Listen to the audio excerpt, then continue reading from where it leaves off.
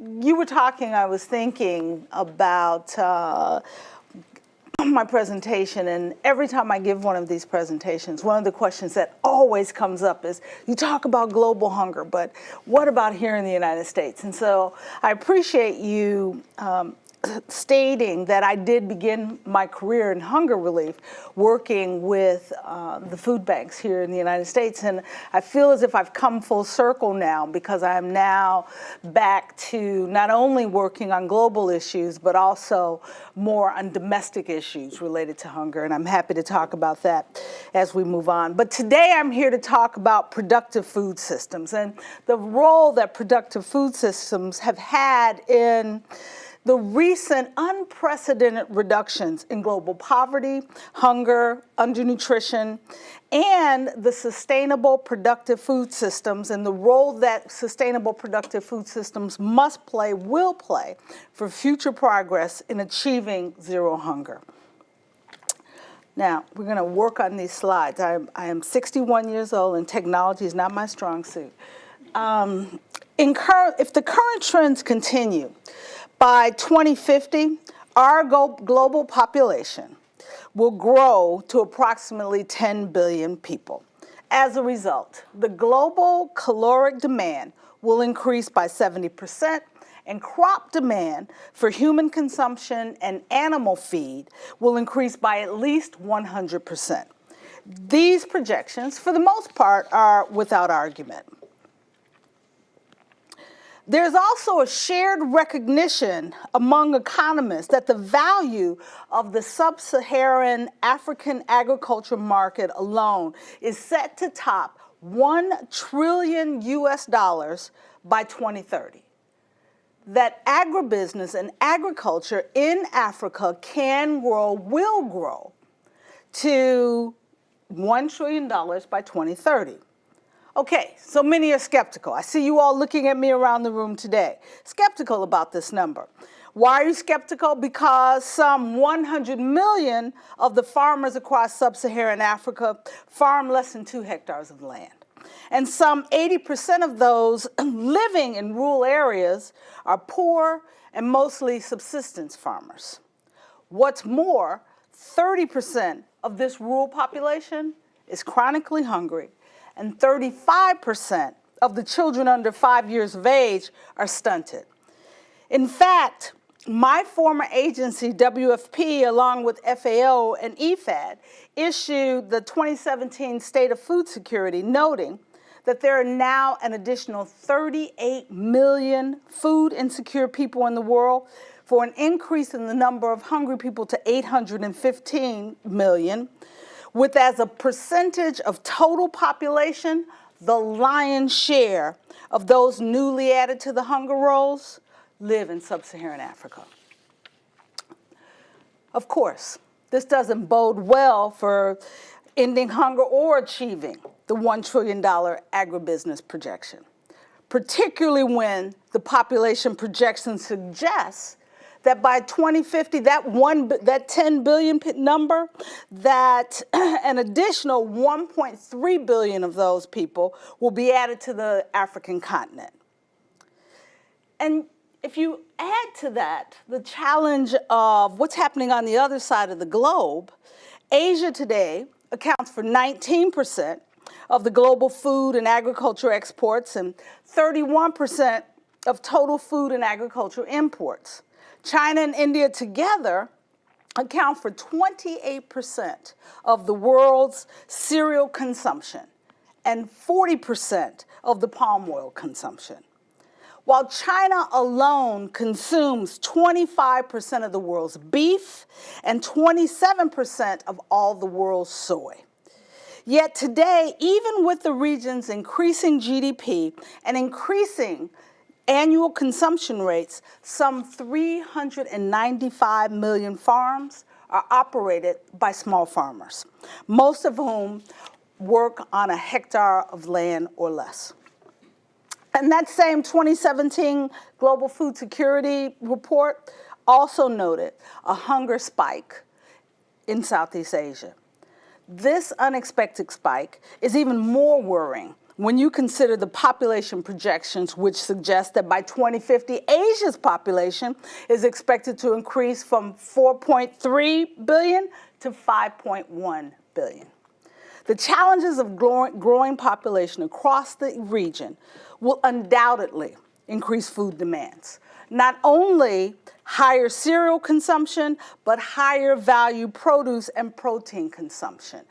And what we note is that as the GDP of countries increase, they adopt more of a Western diet, increasing their cereal consumption and increasing their meat consumption. And this has been especially seen in the Asian population. So if we think about the population and how it's growing, and if we include Latin America, by 2050, 85% of the world's population will live in Africa, Asia, and Latin America. In that same time period, Nigeria will overtake the US to become the world's third largest country. These numbers from Africa, from Asia, from Latin America, these numbers reflect the tremendous opportunities and the tremendous risk. Some would say, Ertharin, these numbers would suggest that we can't get to zero hunger, that we can't achieve sustainable food systems,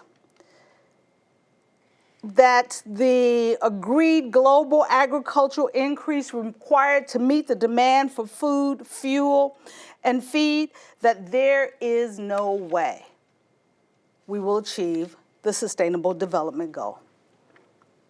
Needless to say, I'm here today to deliver these remarks to you because I disagree. And there is a pathway forward.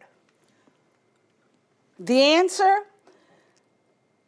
is I agree. Let me just say before I give you the answer that if we continue to perform in the same business as usual way, we won't achieve sustainable food systems.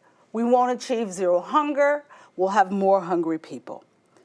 Failing to adapt to global agricultural practices better global agricultural practices across the entire food system and to address the challenges of climate change will fail to more equitably implement the requisite changes across the entire global community will result in not just her inability to achieve the SDGs, but an ever-increasing number of hungry and malnourished people. The answer to this challenge: sustainable agricultural productive systems from farm to fork.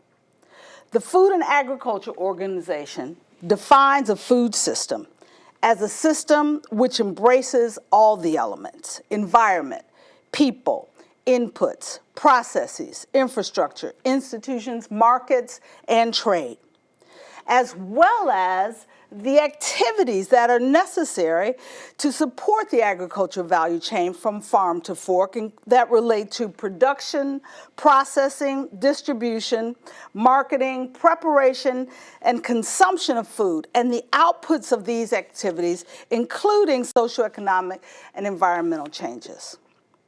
Too often, we refer to these elements and activities as sustainable without understanding the distinction between a productive food system and a sustainable food system.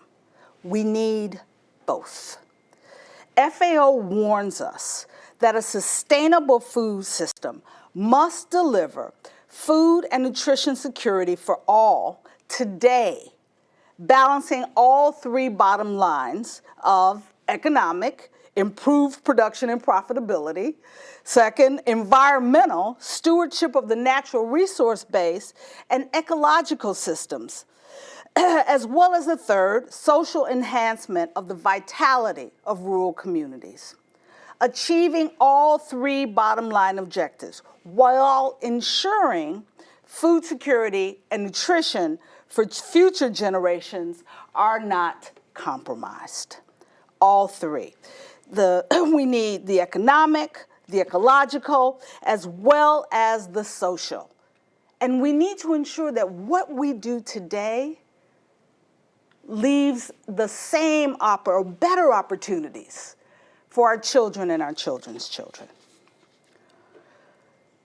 We appropriately celebrate the Green Revolution of the 1960s.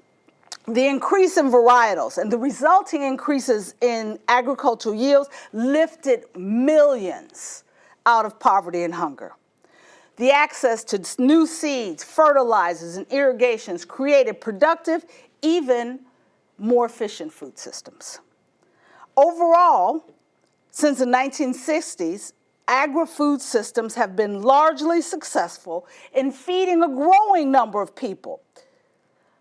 But our agro-food systems are pushing planetary boundaries in terms of greenhouse gas emissions, biodiversity loss, fresh water use, and both nitrogen and phosphorus cycles, risking expensive, potentially irreversible environmental changes. Productive, meeting both the elements and activities of productive, but not sustainable. As a result, close to a quarter of all global land is degraded. Food systems contribute about 1/5 of all greenhouse gas emissions, and agriculture is a primary cause of biodiversity loss. As acute as these challenges are, food systems are uniquely positioned to reverse course, to become the primary drivers of improved human and environmental health. Because as my mother says, when we know better, we do better. We must adopt the learnings from the Green Revolution, including the embrace of innovation and technology. No, we don't need to go back to past practices, but we need to learn from the things that work and address the challenges that we've created. We must address the challenges including the overuse of nitrogen fertilizer, resulting in runoff now polluting rivers, lakes, and oceans, and the negative impact of irrigation subsidies, resulting in the wasting of water and depleted aquifers. We can't blame the founders and the leaders during the Green Revolution for the mistake of the implementers of the change that they brought to us. Overcoming these challenges is possible. We must create productive, sustainable food systems, which will require collective action. And Julia talked about this when introducing me. If there is one lesson I have learned is that we cannot continue to work in our silos. The only way to address the intractable problems of the world, particularly addressing the challenges of creating productive food systems, is through collective action. Collective action that includes smart partnerships. Partnerships driven by agricultural value chain improvements generated by activities informed by more and better research and science. Yes, this collective action must include partnerships with the governments, donors, civil societies, NGOs, the multilateral institution, academics, as well as the private sector, including local, national, and international private sector businesses. We must also recognize that farmers, regardless of size, as members of the business community. We must stop thinking about farmers, particularly smallholder farmers, as beneficiaries, but business people. Because today, globally, there are 570 million smallholder farmers. Many of the farmers, yes, are subsistence operators. Yet in some countries, these farmers provide as much as 80% of the domestically produced food basket of their nations. That is why achieving zero hunger means the requisite value chain improvements which create productive, sustainable food systems must include farmers. Today, unfortunately, too many smallholder farmers lack access to seeds, tools, and knowledge required to increase the quality and quantity of their yields. We're just talking about this before we started today. So to address the challenges, and they also need more assistance in addressing the challenges of post-harvest losses, and to access formal and informal markets, because it's not just about increasing their yields if they don't have access to markets, because that will only change the outcomes for a season, which is why it is important that we are talking about the entire food system from farm to fork. These farmers also lack relevant information and tools to address the local pests and plant diseases and the growing impacts of climate change. Specifically, what we need is more investment in research. Research to enhance the quality and quantity of output yields, including more research on drought-tolerant and drought-resistant seeds. Our increasing population requires sustained increase in yields, which means we need more research on seed varietals, particularly the growing challenge of diminishing returns on some of our modern seed varieties. We also, if we're to overcome the challenges of the Green Revolution, we must have more research on fertilizer and appropriate use of fertilizers in context. What works on a farm in Iowa may not work on a farm in Gulu, Uganda. And we need more research on pesticides as well as cropping patterns, which should promote sustainable, quantity harvest and diet diversity for better nutrition, not just kilocalorie consumption. We also need more research on the efficient use of water, including water subsidy issues. We need to learn how we can use water more effectively to overcome the challenges of overuse, runoff, and water scarcity. In sub-Saharan Africa today, 97% of agriculture is rain-fed. And of the 3% that is under irrigation, the majority of it is in 4 countries. While in India, some studies suggest that subsidies have created highly inefficient water usage patterns which are detrimentally impacting the country's water table. And yet, 65% of the cultivatable land remains rain-fed. According to the IFC, India is likely to have a 50% water deficit by 2030. And we see what's happening in Cape Town today, where they've almost reached a red line 0 point, which because of the lack of water policy supporting the use of water between those who occupy urban areas and the rural community. We must focus on developing water policy that provides for adequate water sharing. The WASH community, which is the clean water and sanitation community, and the agriculture community today don't even talk to each other. And without them talking to each other with the right data supported by adequate research at the local level, we will not develop the policies that are necessary to sustain this necessary resource.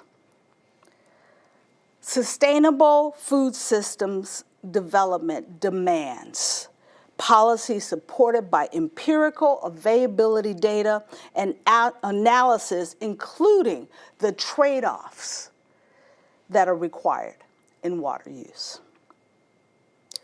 We also need more research on resource management, which includes not just water, but soils.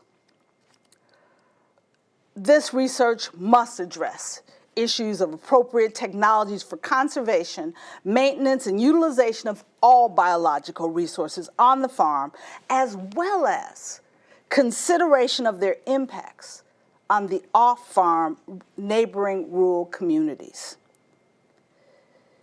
We also need more research related to post-harvest handling activities, including storage and transport systems that farmers can afford, but that saves their harvest, because today 40% of all food harvested in sub-Saharan Africa is lost through poor post-harvest handling, including inadequate transport, storage, refrigeration, and processing. That 40% totals more than all the food aid brought by humanitarians onto the continent on an annual basis. Talking about changing lives through one area of research and changing of activities. Finally, we need more research in onshoring value-added processes, not just better milling tools. As well, we need more research around market creation in country. Today, too many raw materials are exported, with processed foods being imported. This practice across sub-Saharan Africa limits opportunities for job creation and potentially increasing market share through more local consumption. The potential for transforming informal markets into more profitable opportunities has not been fully explored. Because what we also need to create are sustainable, productive food systems we need more appropriate government policies and regulations. Governments must be willing to implement and to adhere to policies that create the enabling environment, which will allow agricultural research and subsequent development activities across the value chain to blossom and grow. We need government policies that transparently support predictable and open markets. We cannot have the onshoring opportunities if we do not have the government policies which support business development. We also must have policies which remove the distortions, including subsidies for seeds and fertilizers. Even during an election season, when we see governments who make policy, but then ignore the policy because they distribute free seeds during an election season, undermining any markets for seeds that they've developed. Government policy change, driven by research, will also result in safer and higher quality foods. Sometimes, government policy changes may require adopting practices, food handling practices, in conflict with long-standing community or cultural practices. For example, community and household adoption of new and different, more hygienic and transparent and traceable food handling practices almost always requires government action, because people won't change their customary practices without incentive. And that's what government policies provide. So if we think about all of this, collective action, government action, the Yorberg and Harwood's 1989 statement still holds true. We are yet a long way from knowing just what methods and systems in diverse locations will really lead to sustainability. In many regions of the country and the world, however, and for many crops, the particular mix of methods that will allow curtailing use of harmful farm chemicals or building crop diversity while also providing economic success are not yet clear. But the stage is set for challenging not only farm practitioners, but also researchers, educators, the farm industry, and I would also add governments. We know the path forward. But there's one area I haven't covered that I must cover before I close. Collective action, R&D, availability and access to that research and development information by farmers, and even appropriate government action will not create more sustainable food systems, allowing us to eliminate hunger, if we do not address the challenges and opportunity for gender equity. Women comprise 43% of the global agricultural labor force, and up to 50% in Eastern and Southeastern Asia and across Sub-Saharan Africa. Fully capturing the productivity of global agriculture relies upon women being treated fairly and equally across the world in the agribusiness community. The Food and Agriculture Agency found that women's equal access to training and tools for adequate implementation would result in a 20 to 30% increase in agricultural yields. So yes, we must treat women equally and equitably because our humanity, of course, demands it. For agriculture, for agribusiness and economic development, unequal treatment of women leaves money on the table and productivity gains on the farm. Creating productive, inclusive, sustainable food systems is possible through collective action. Let me give you an example of where it's working right now as we sit here.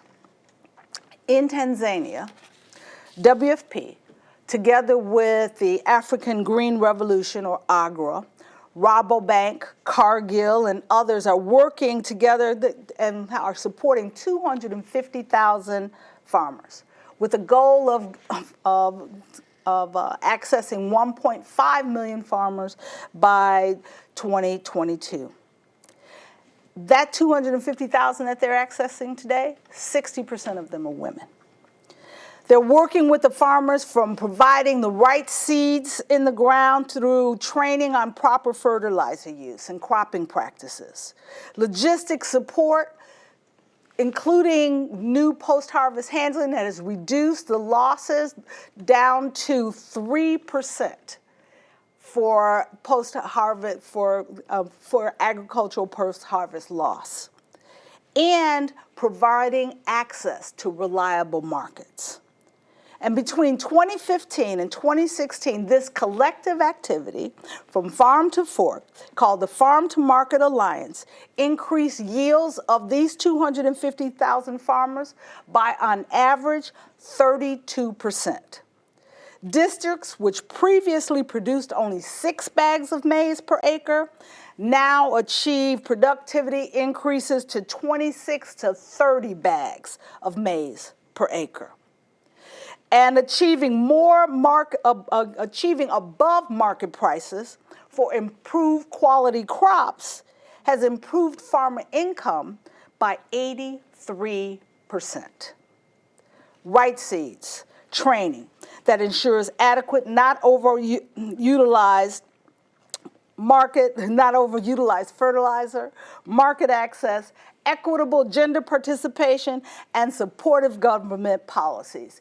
It works. Sustainable food system improvement, increasing incomes, and ending hunger. The 17 Sustainable Development Goals promise peace and prosperity for all. Achieving Goal 2, Zero Hunger, requires adopting this sustainable, productive agricultural practice for a year-round access to nutritious foods. To make the requisite entire food system improvements requires all partners prepared to work for the multiple seasons that it will take to generate these sustainable and durable results. Too often, we forget you don't make change in agriculture in a season. So we must have patience. We must also work with passion derived from a sense of urgency, because 2020 and 2050 are right around the corner. What will create jobs and opportunity in agriculture is moving beyond talking about what needs to get done, working in silos, and moving towards performing the work that will make it happen. Working collectively, we can develop the opportunities for rural and poor people to feed themselves, whether through on-farm or off-farm jobs. We can make available and affordable food for growing urban communities as well as rural families. Embracing possibilities for sustainable abundance rather than allowing the fear of scarcity as the answers to our challenges. There is no more important and valuable human endeavor than growing, making, and preparing foods that universally nourish and sustain us today while ensuring the opportunity for our children and future generations to universally grow, make, and prepare foods which will nourish their bodies. Sustainability is the only way to achieving zero hunger. Thank you.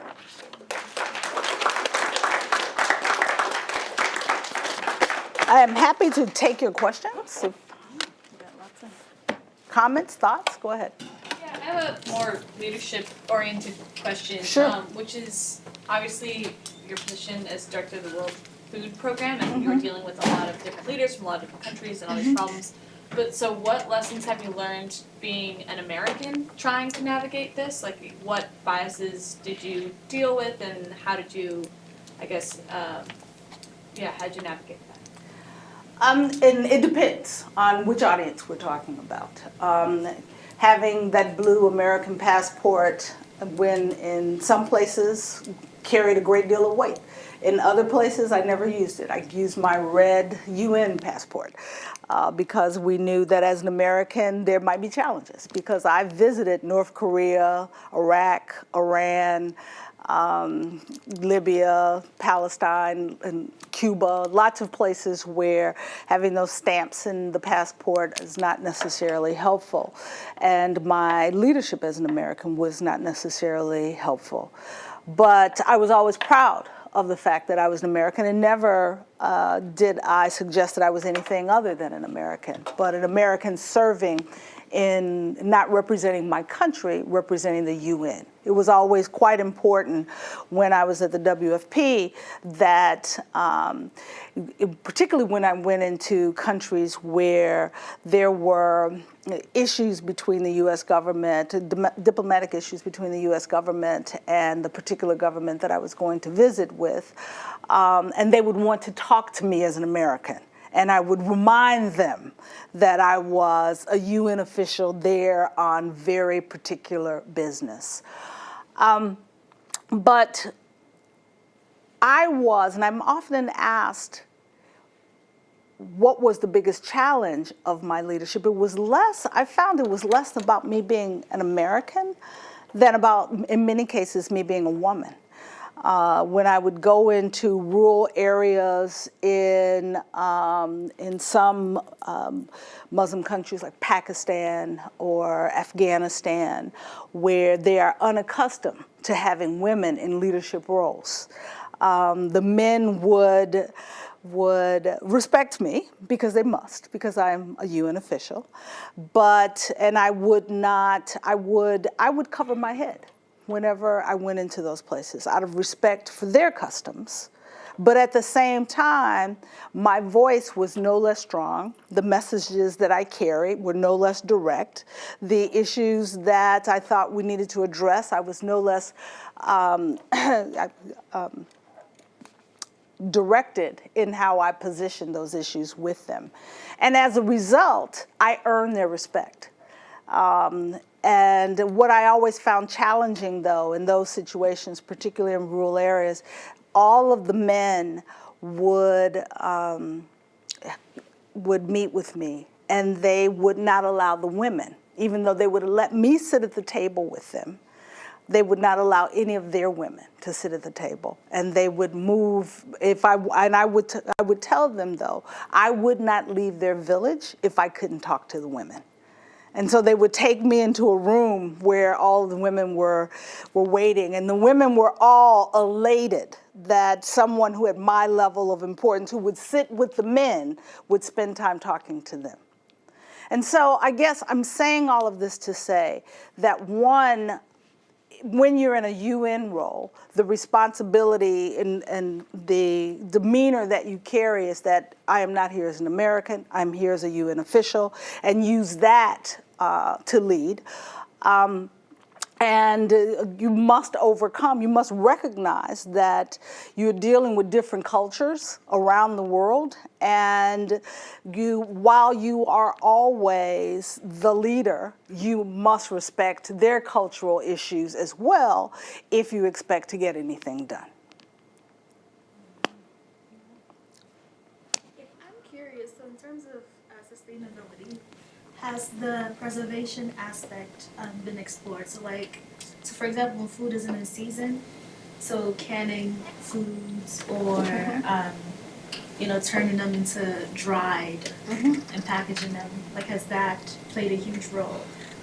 It depends on what country you're in. Ertharin, do you mind just for the recording repeating just Surely. The question is, what about preservation of foods when it's in season, in order to eat those foods when they're out of season, and as a way of creating more sustainability? And my answer is that we in the United States have gotten very spoiled in that we want pineapples in December and cherries in December. And so we fly food from all around the world here. And so if you go into any of the grocery stores, no matter what time of the year it is, you can find food from any place in the world, which has an impact on the carbon footprint of that movement and transport of that food from one part of the world to the other. When I lived in Italy, Italian grocery stores do not move in food out of season.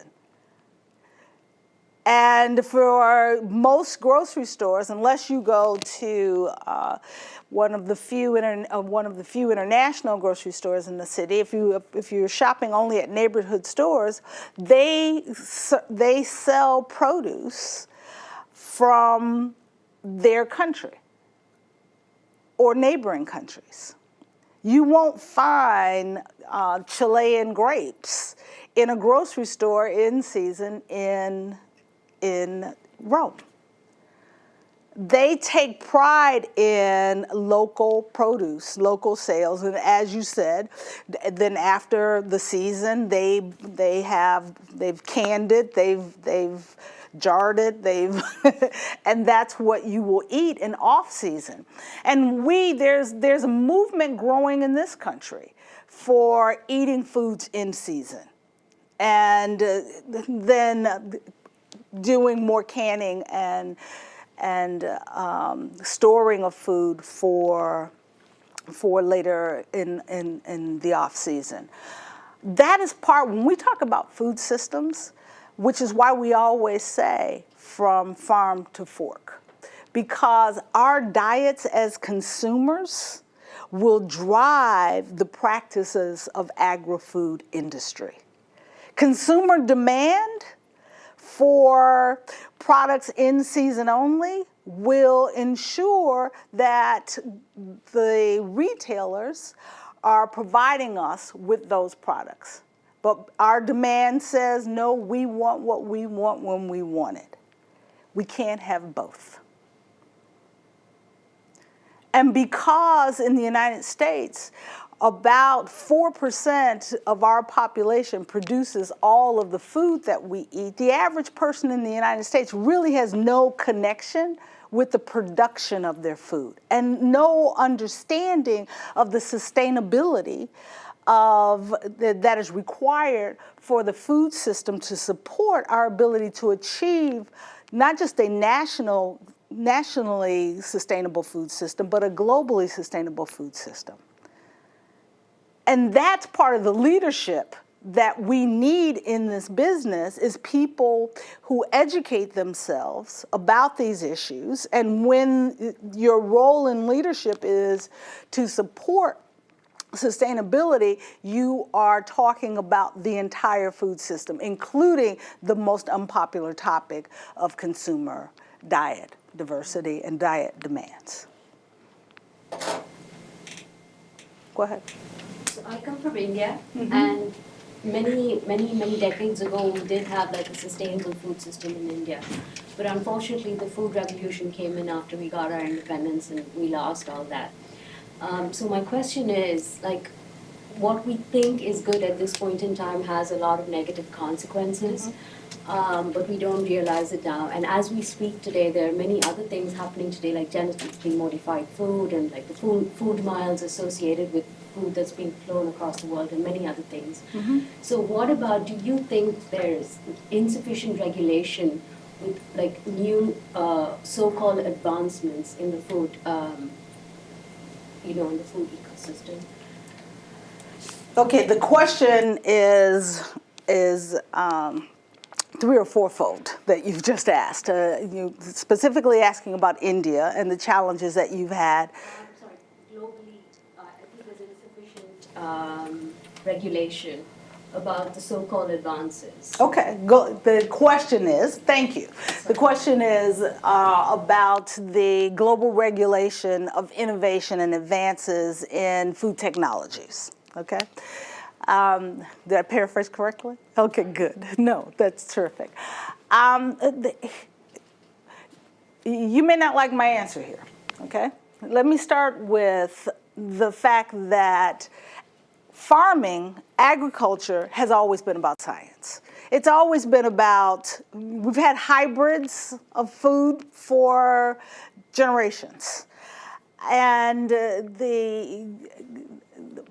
my position, having seen the challenges of inadequate access to seeds that are drought resistant or drought tolerant, or the inability to have access to fertilizers that will provide the micronutrients that are necessary in the appropriate context for the photosynthesis to produce the yields that could generate economic opportunity for poor people around the world, from India to Latin America, as well as in sub-Saharan Africa. I've taken the position of let the science lead. We cannot oppose innovation. We cannot oppose technology. But we need to ensure that we have performed the appropriate science and analysis that will ensure that the food is safe. And then we should have the appropriate regulations to support the contextual use of those science and innovations.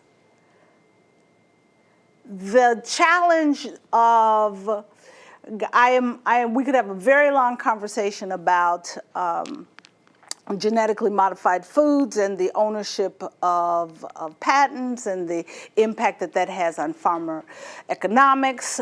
I understand all of those issues, and we need to ensure that we have the right regulations, that we don't allow science to bankrupt people.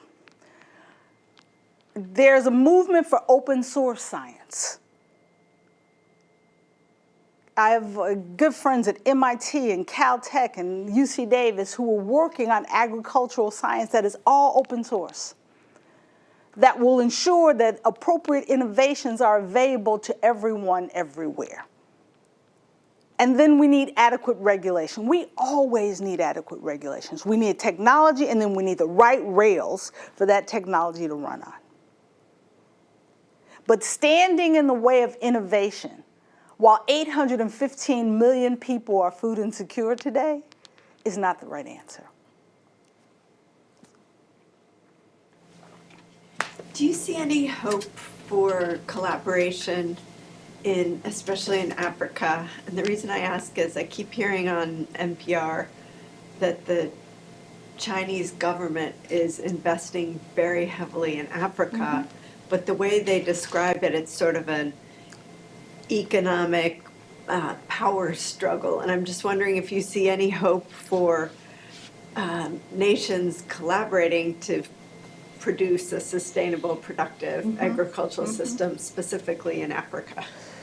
The question is about collaboration amongst nations, if that competing for with each other to support or to influence, shall I say, the global South as they work towards more productivity, and as opposed to conflicts that we see today. Is there room for cooperation? Is that a good? Okay. China's an interesting case study.